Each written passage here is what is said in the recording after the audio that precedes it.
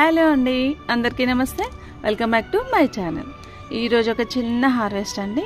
యాక్చువల్గా చెప్పాలంటే నాకు ఈ సీజన్లో అన్నిటికన్నా ఎక్కువ వచ్చింది హార్వెస్ట్ ఏంటంటే మిర్చి అండి. అన్ని రకాల చిల్లీస్ ఎక్కువగా వచ్చాయి. అందులోనూ ఇది ఒక డిఫరెంట్ అన్నట్టు. ఇది గుండు మిర్చి అంటారు, కాశ్మీరీ మిర్చి అంటారు. చూడడానికి చాలా క్యూట్గా భలేగా ఉంటుంది. చూస్తే చెర్రీ పళ్ళలాగా ఉంటాయి. చూడండి, చెర్రీ పళ్ళ మొక్కేమో అన్నట్టుగా ఉంటుంది, కానీ అస్సలు చెర్రీ పళ్ళే కావు, గుండు మిర్చి అంటారు దీన్ని.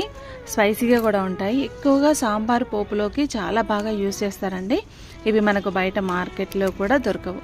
నాకు ఒక చిన్న కాయ ఎవరో సీడ్ లాగిస్తే నేను దాన్ని విత్తనాలలాగా స్ప్రెడ్ చేసేసాను. చాలా మొక్కలు వచ్చేసాయి. ఇప్పుడు హార్వెస్ట్ కూడా చాలా బాగా వచ్చింది.